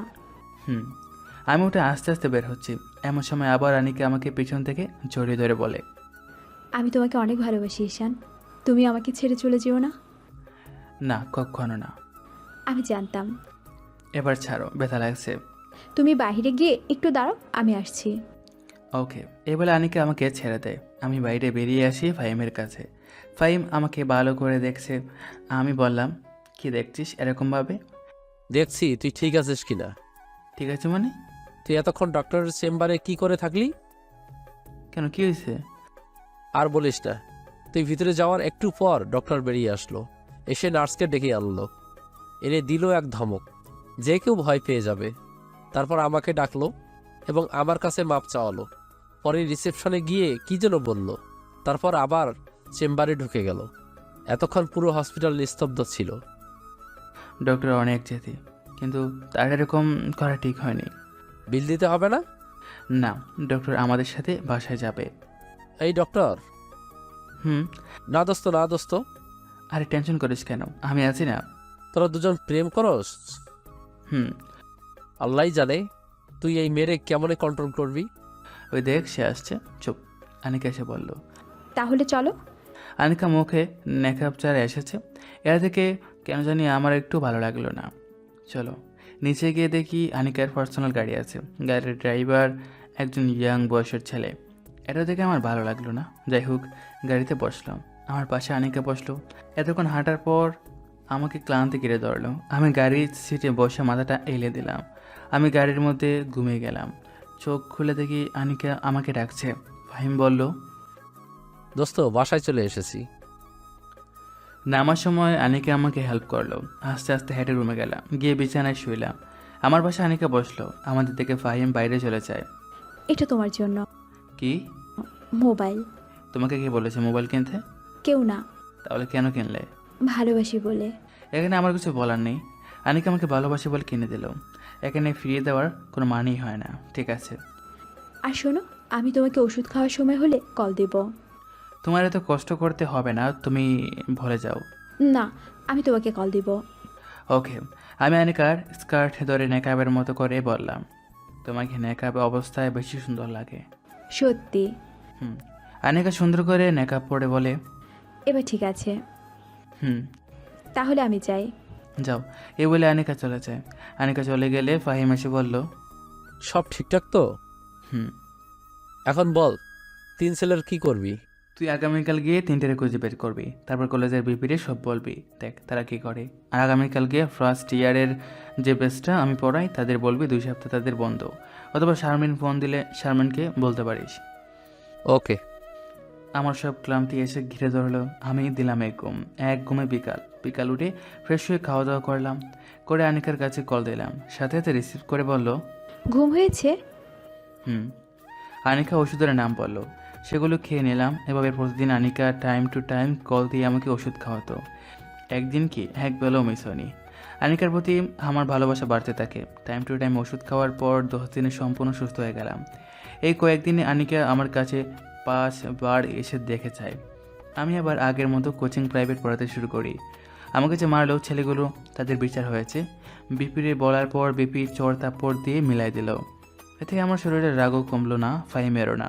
তাই আমাদের ব্রেসের কয়েকজনকে নিয়ে রাতের বেলা 3টার ইচ্ছা মতো গণ তুলে দিলাম। সবাই মুখোশ পড়া ছিল, তাই কে মারলো কেউ কিছু বলতে পারলো না। এরই মধ্যে বাড়ি থেকে মৃত্যুর সংবাদ আসলো, দাদা মারা গেছে। সংবাদ আসলো রাতে। আমি ঠিক করলাম রাতে বাড়ি যাব। দাদা ছোটোবেলায় আমাকে খুব আদর করতো। দাদার মৃত্যুর সংবাদ শুনে আমার ভিতর থেকে কান্না চলে আসে। আমি আনিকাকে কল দিলাম, আসসালামু আলাইকুম, কী করো? কিছু না, শুয়ে আছি। আমার দাদা মারা গেছে, আমি গ্রামের বাড়ি যাচ্ছি। ইন্নালিল্লাহি ওয়া ইন্নাইহি রাজিউন। কেঁদো না, মানুষকে তো একদিন মরতেই হবে। হুম। তুমি এখন কোথায় আছো? বাসায় রেডি হচ্ছি, ফাহিম যাবে আমার সাথে। তুমি একটু ওয়েট করো, আমি আসছি।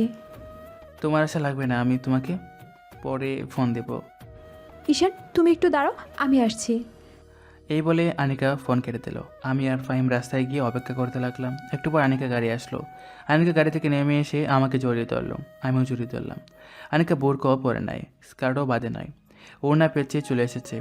ফাহিম আনিকাকে এই অবস্থা দেখে সাথে সাথে মুখ ঘুরিয়ে নেয়। আনিকার এই কাজটা আমার একটু ভালো লাগলো না। ভাবলাম পরে এই বিষয়ে কথা বলবো। আমি ছেড়ে দিয়ে বললাম, তুমি কোনো টেনশন করো না। তুমি কতদিন থাকবা? জানি না। ওকে, তাহলে কিন্তু কল দিবা। ওকে, তাহলে যাই। হুম। আনিকা গাড়িতে উঠে চলে গেল। আমি আর ফাহিম বাড়ি যাই। সেখানে সব করে আসতে 2 দিন সময় লাগে। আমি এসে আগের মতো প্রাইভেট কোচিং শুরু করি। আমি খেয়াল করছি ফাহিম আর শারমিনের মধ্যে ভালোই চলছে, কিন্তু ফাহিম সবসময় বিষণ্ণ হয়ে থাকতো শারমিনকে হারানোর ভয়ে। এ দেখে আমি বুঝতে পারছি আমি আনিকাকে ভিতর থেকে ভালোবাসি।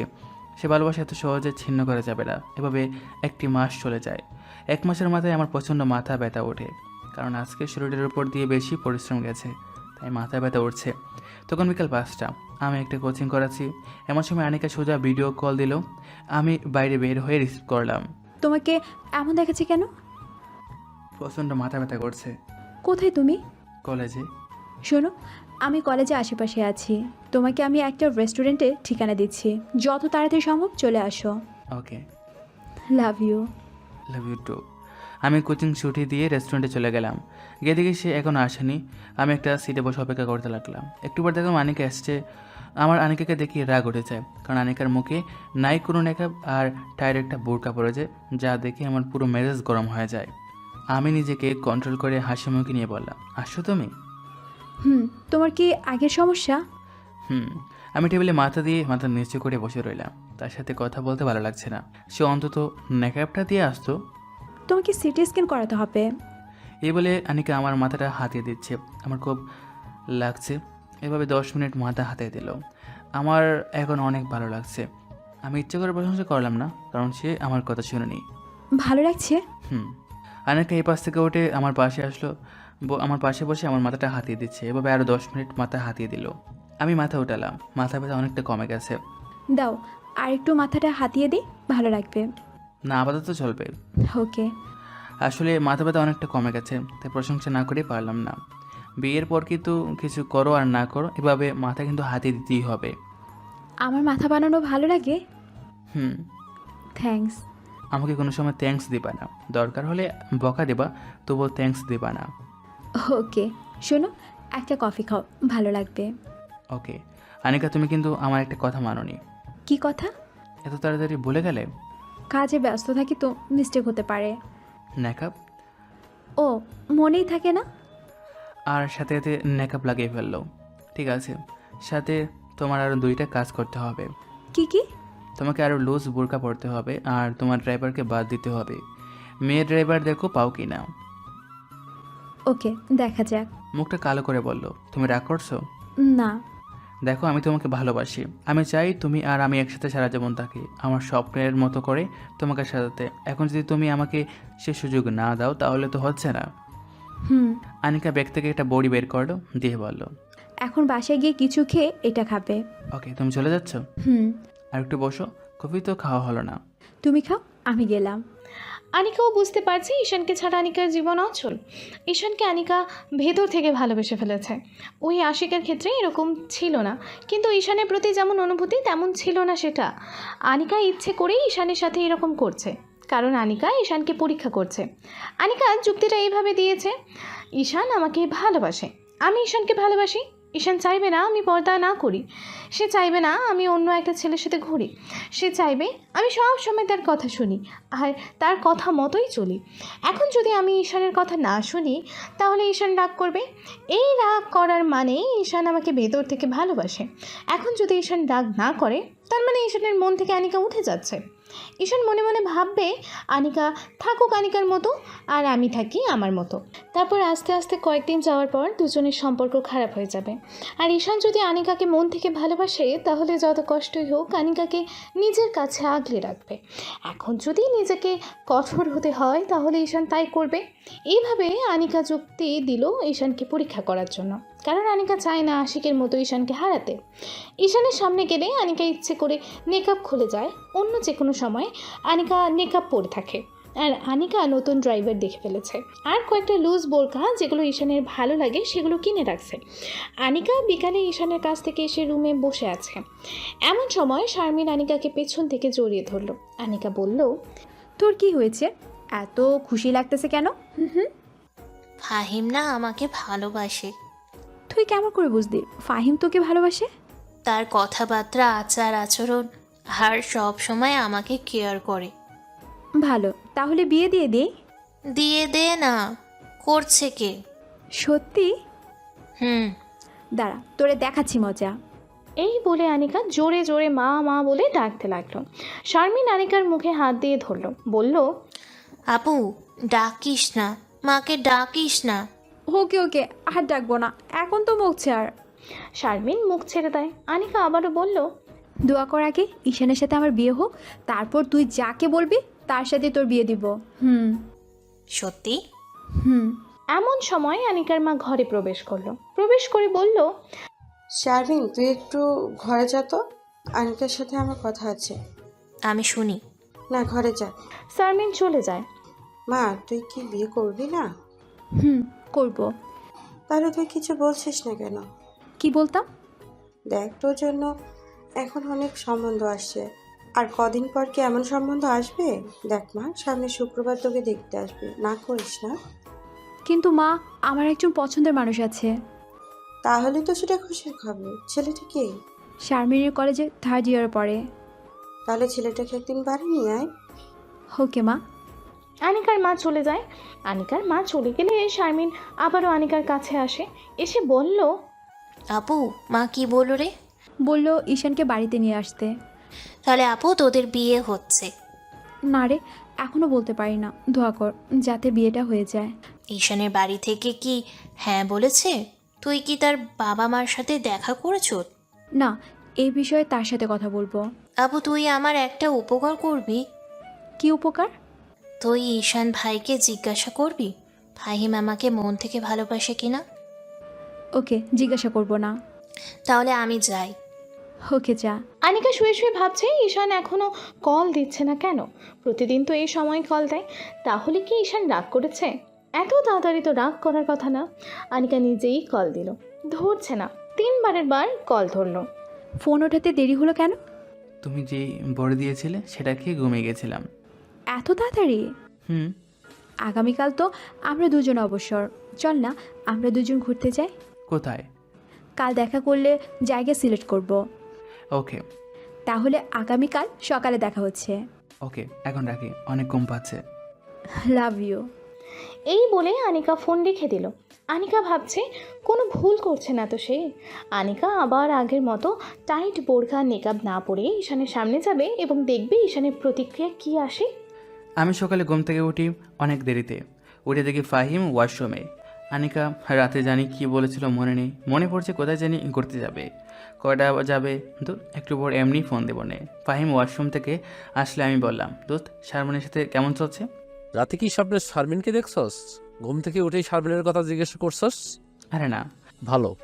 এখন কেমন জানি তার জন্য একটা মায়া কাজ করে, মন চায় খালি তার মুখটা দেখতে ইচ্ছে করে। এটাই ভালোবাসা। বাড়ি থেকে না বিয়ের জন্য বলছে, কি করব? শারমিনের কথা বলে দে, কিন্তু এখন না। দেখ ফাহিম, আনিকার বয়স কিন্তু বেশি, আগে তার বিয়ে হোক তারপর। বুঝছি, ওকে। শুন, শারমিন মেয়েটা কিন্তু অনেক ভালো, তাকে আবার আগেরটার মতো হারিয়ে ফেলিস না। যদি চলে যায়? যতটা সম্ভব তাকে বেশি সময় দিবি। ওকে। আমার মোবাইলে কল আসলো, দেখি বাড়ি থেকে ফোন আসলো। হ্যালো মা, কেমন আছো? ভালো, তুই কেমন আছস? ভালো। তোর জন্য একটা খুশির খবর আছে। কি খুশির খবর? তোকে না মেয়ের বাড়ি থেকে দেখতে আসছে। মানে? মানে হলো তোর বাবার বন্ধু যে আবুল ভাই, তার একমাত্র মেয়ে তোকে পছন্দ করেছে। তার বাবা এবং মা গতকাল আমাদের বাড়িতে আসছে, এসে সব দেখে গেছে।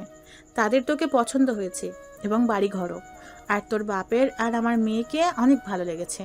আমার মাঝে আকাশ ভেঙে পড়লো। মাসুব কি বলছে? না না, এই মেয়েকে চিনি না জানি না, বিয়ে ঠিক করে ফেলছে। আর এদিকে আনিকাকে নিয়ে গড় সংসার করার স্বপ্ন দেখছি। দেখো মা, তোমাকে আমি পরিষ্কার করে বলে দিই, আমার ঢাকায় একজন মেয়ে পছন্দ আছে, আর বিয়ে করলে আমি তাকেই করব। কিন্তু আমাকে তো বললি না। হ্যাঁ, যখন বললাম। তোর বাপ যে বলেছে বিয়ে দিলে তোকে এই মেয়ের সাথে বিয়ে দিবে। সেটা বাবার চিন্তা ভাবনা। আর কিছুদিন পর আমি বললে তোমরা ঢাকায় এসে মেয়েকে দেখে যাবে, বিয়ের তারিখ ঠিক করে যাবে। তাহলে কি এই মেয়েকে না করে দিব? ডাইরেক্ট না করে দাও। আর একটু চিন্তা ভাবনা করে দেখ, মেয়ের বাবা স্বেচ্ছায় 5 লাখ টাকা যৌতুক দিতে রাজি হয়ে আছে। যৌতুক টৌতুক আমি বুঝি না, না করে দাও। এই বলে ফোন কেটে দিলাম। আমি ভাবছি অন্য চিন্তা, আগামীকালকে আনিকার ব্যবহার। এরকম যদি প্রতিদিন হয় তাহলে তো হবে না। না হলে নাই, আনিকাকে ভালোবাসি, আনিকাকে বিয়ে করব, দরকার হলে তাকে কিডন্যাপ করব। আমার এরকম রাগারাগি দেখে ফাহিম বলল, দোস্ত কি হয়েছে, কোনো সমস্যা? না রে, বাড়ি থেকে আমার জন্য মেয়ে রেডি করে রাখছে, তাই আমি না করলাম। আনিকাকে যদি তোর বাড়ি থেকে পছন্দ না করে? সেটা সমস্যা নেই, বিয়ে করব আমি, ঘর সংসার করব আমি।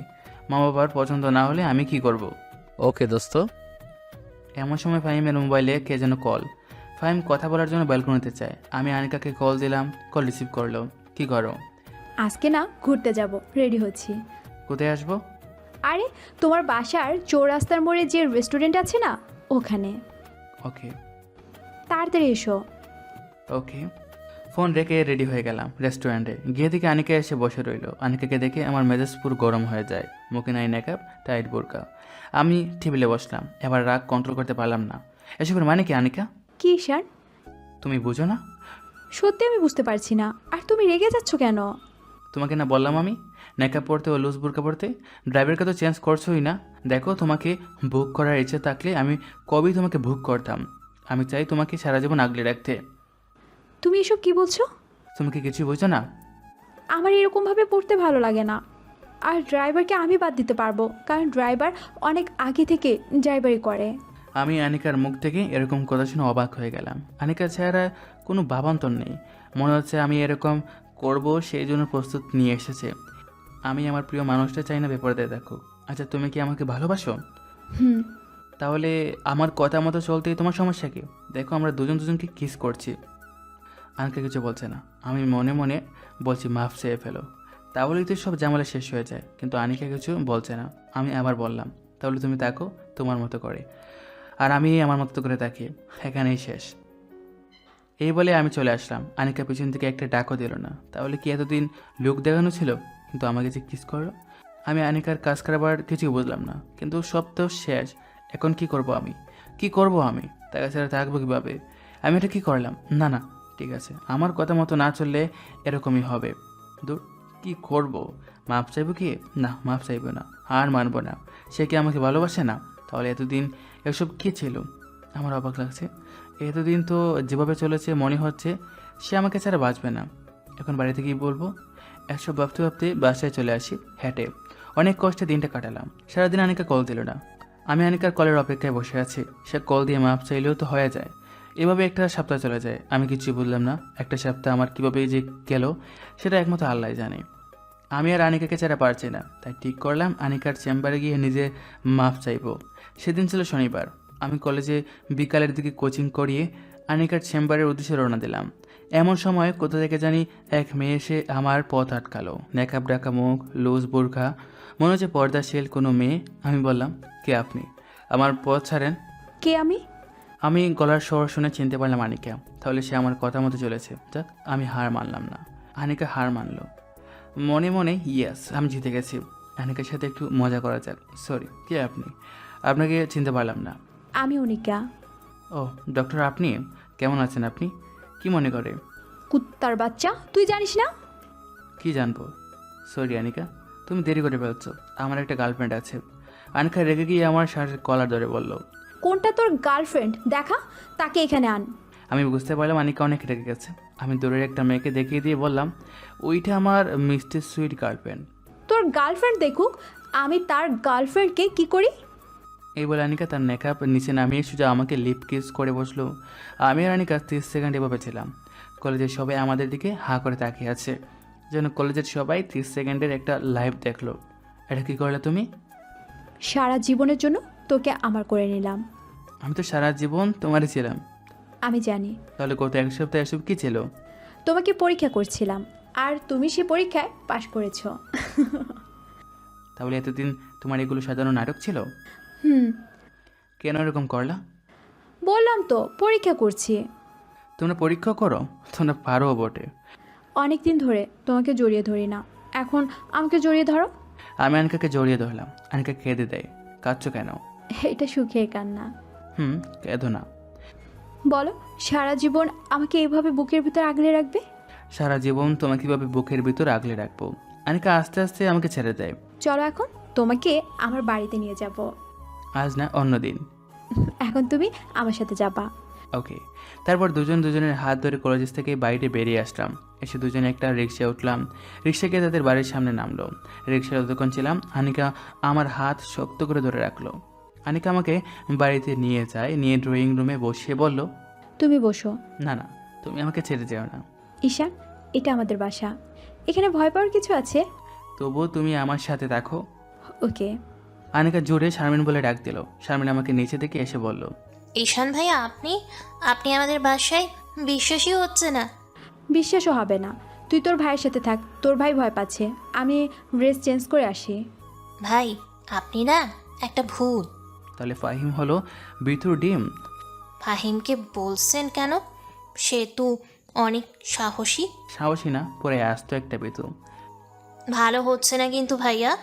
ভূত বললাম আমি আপনাকে, আর আপনি বললেন ফাহিমকে। তাহলে তুমিও বিথু? না না, তাহলে কে? আপনি ভূত। আনিকার মা এসে বলল, কে ভীতু? আন্টি ফাহিম। না না, আমি ভূত। ফাহিম কে? কেউ না। আন্টি আসসালামু আলাইকুম, কেমন আছেন? আমি দাঁড়িয়ে বললাম, ওয়ালাইকুম আসসালাম, ভালো। তুমি কেমন আছো বাবা? ভালো। যা তো আনিকাকে বল ঈশানের জন্য খাবার নিয়ে আসতে।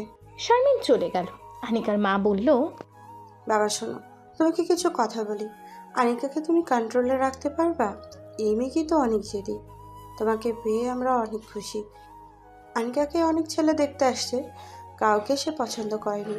অবশেষে তোমাকে সে পছন্দ করেছে। তোমাকে পেয়ে আমরা অনেক খুশি। থ্যাঙ্কস। এখন বলো তোমার বাবা মাকে কবে নিয়ে আসবা? আনিকার সাথে কথা বলে নেই। ওকে। তোমার আঙ্কেল বাইরে গেছে। তোমার বাবা কি করে? ছোট একটা জুতার দোকান চালায়। তুমি কি করো? পড়ালেখা। তুমি তাকে এখন বিয়ে করতে চাচ্ছ? সেটা আনিকার উপর নির্ভর করছে।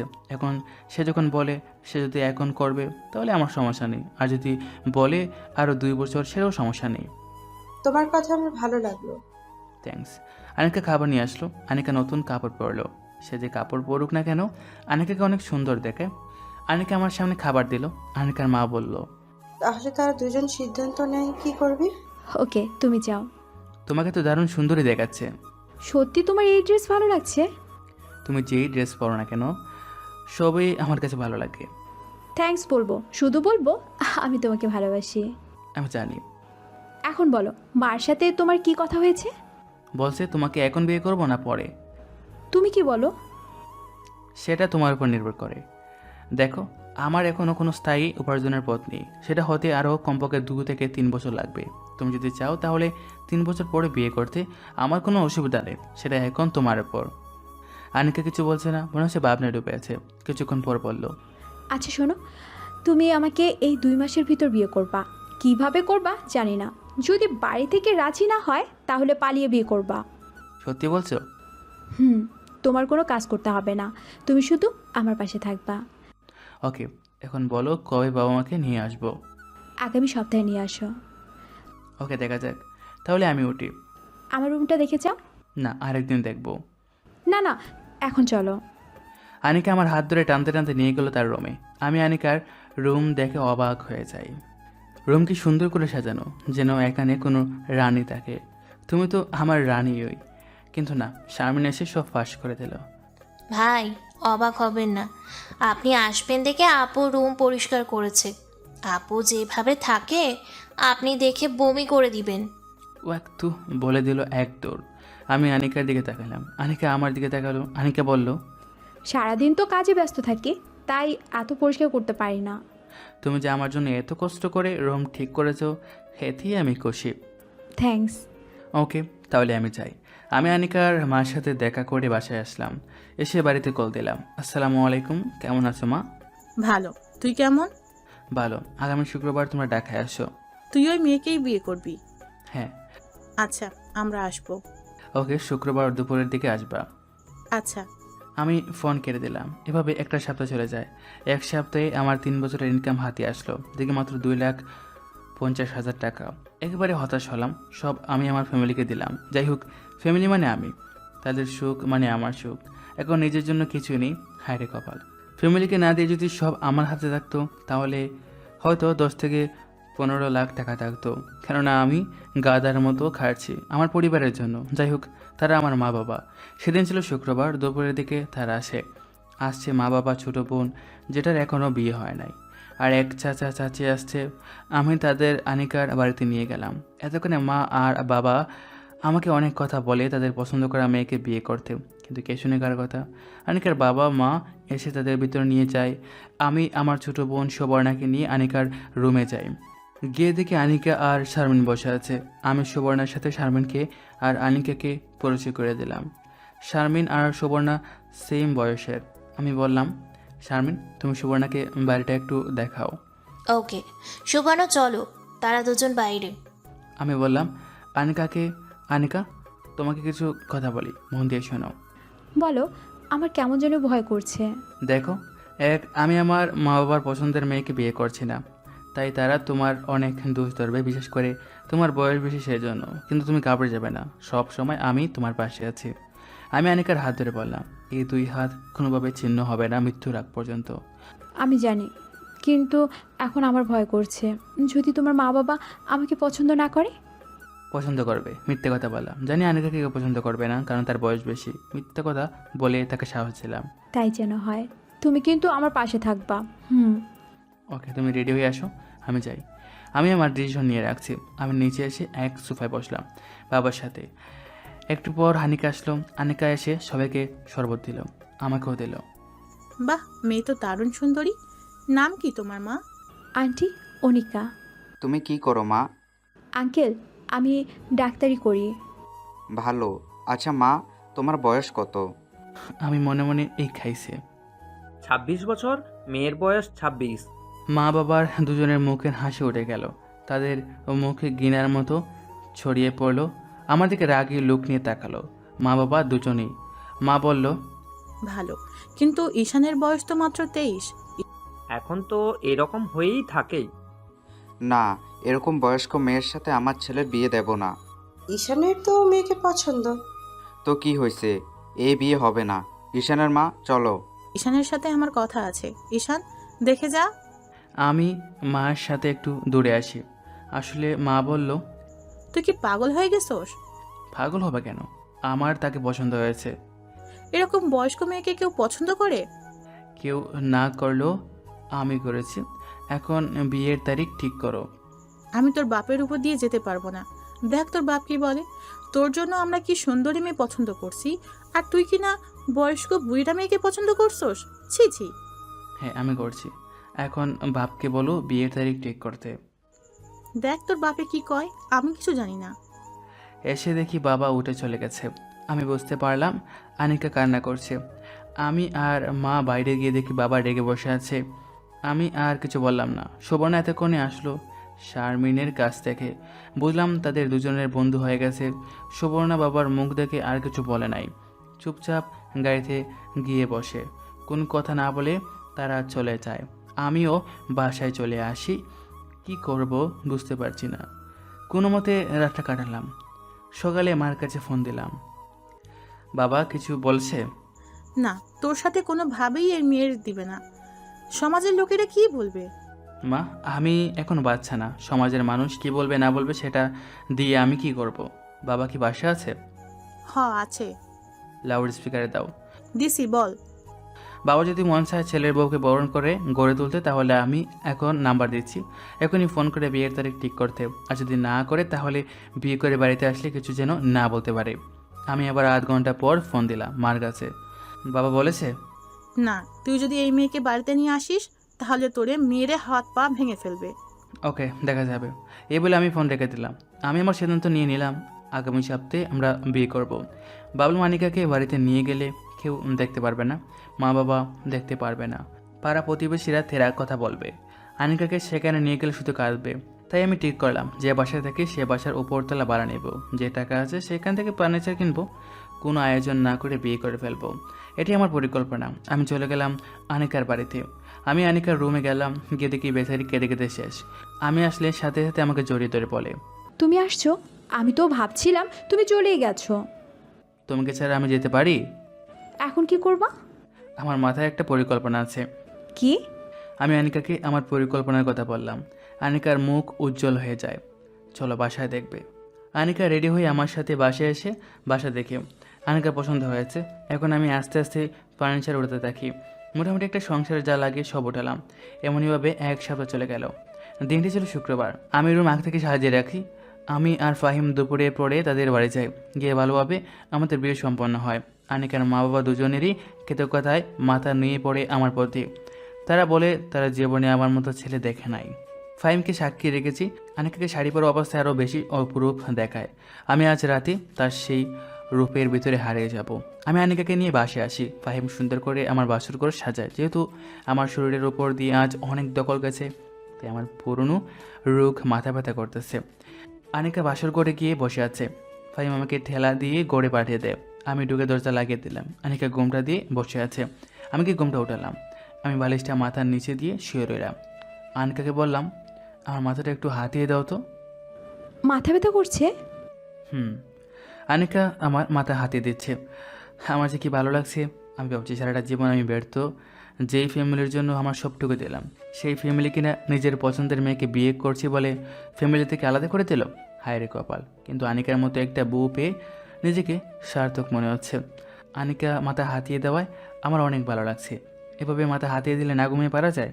ঘুমিয়ে গেলাম। একেবারে সকালে ফুরফুরে মেজাজ নিয়ে ঘুম থেকে উঠলাম। আনিকা রুম ঝাড়ু দিচ্ছে। মুখের দিকে তাকে বুঝতে পারলাম মুখে তার অতৃপ্তের হাসি। আমি আনিকাকে পিছন থেকে জড়িয়ে ধরে গাড়ি কিস করতে থাকি। আনিকা উপভোগ করতে থাকে। আমি গাড়ি কিস করতে করতে একটু উঠে গেলাম। এবার দুজনকে লিপ কিস করতে লাগলাম। আনিকা আমাকে বিছানায় ফেলে দিল। পরে কী করলো বুঝতে পারছেন? এভাবে ভালোই চলছিল আমাদের সংসার। মাঝে মাঝে ঝগড়া হতো, কিন্তু দিন শেষে আমরা দুজন একই সাথে একই বিছানায়। আমাদের টাকা নিয়ে কোনো সমস্যা হয় নাই। 1 মাসের ভিতরে আনিকা ফ্ল্যাট পুরোটা ফার্নিচার দিয়ে ভরে ফেলে, কারণ সংসারটা তার। আনিকা ডাক্তারি করে সংসার চালাইতো। আমি প্রাইভেট কোচিং করিয়ে বাড়িতে টাকা পাঠাই। যাই হোক, তারা আমার মা বাবা। ঠিক আরও 2 বছর আগে আমার একটা চাকরি হয়। এখন আনিকা প্রেগনেন্ট। আমাদের একটা মেয়ে হয়। তখন বাড়ি থেকে সবাই দেখতে আসে এবং আনিকার কাছে ক্ষমা চায়। আমি বুঝতে পারছি দেখতেছে তারা আমাকে ছাড়া অচল, তাই তারা গ্রহণ করে নিল। পরে ফাহিম আর শারমিনের বিয়ে হয় নাই কোনো এক ভুলের কারণে।